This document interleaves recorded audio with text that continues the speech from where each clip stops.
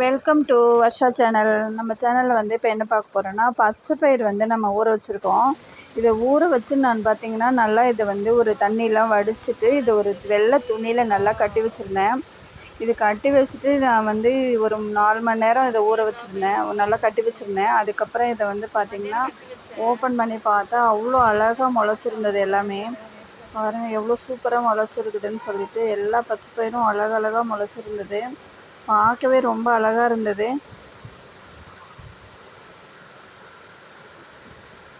அதுக்கப்புறம் இதில் வந்து நம்ம என்ன பண்ண போகிறோன்னா, இது வந்து உடம்புக்கு ரொம்ப நல்லது. இது வந்து முளைக்க வச்ச பயிர் சாப்பிட்டா உடம்பு ரொம்ப குழந்தைங்களுக்குலாம் ரொம்ப ஸ்ட்ரென்த்தியாக இருக்கும். அதனால தான் இன்றைக்கி வந்து இதை முளைக்க வச்சு குழந்தைங்களுக்கு கொடுக்கலான்னு இதை வந்து முளைக்க வச்சுருக்கோம். இதில் பார்த்திங்கன்னா நாட்டு சர்க்கரை சேர்த்து சாப்பிட்ணும், அப்போ தான் உடம்புக்கு ரொம்ப சத்தாக இருக்கும். இதில் நம்ம வந்து தேங்காய் திருவலும் சேர்த்துக்கலாம்.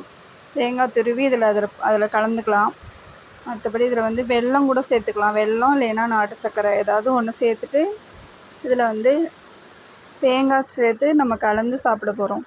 அவ்வளோதான். இப்போ வந்து இந்த பயிரில் வந்து கொஞ்சம் பாதி எடுத்து வச்சிட்டோம். ஏன்னா அத்தனையும் சாப்பிட முடியாதுன்னு சொல்லிட்டு பாதி பச்சை பயிர் தனியாக எடுத்து வச்சாச்சு. இதில் மீதி வந்து இதை வச்சு நம்ம நாட்டு சர்க்கரை போட்டு இப்போ கலந்துருக்கோம். கலந்துட்டு இது தேங்காய் துருவல் சேர்த்து நல்லா கலந்துட்டு குழந்தைகளுக்கு கொடுத்தா அவ்வளோ நல்லது, ரொம்ப ஹெல்த்தியாக இருப்பாங்க. அதனால தான் இன்றைக்கி நாங்கள் இதை செஞ்சுருக்கோம். நீங்கள் செஞ்சு பாருங்கள், டேஸ்டியாக இருக்கும். வேக வச்சு சாப்பிட்றத விட இப்படி பச்சை பயிர் முளைக்க வச்சு நம்ம நாட்டு சர்க்கரை சேர்த்து தேங்காய் போட்டு சாப்பிட்டா ரொம்ப ரொம்ப நல்லது உடம்புக்கு. நீங்களும் ட்ரை பண்ணி பாருங்கள். நம்ம சேனலை வந்து ஃபாலோ பண்ணி வச்சுக்கோங்க.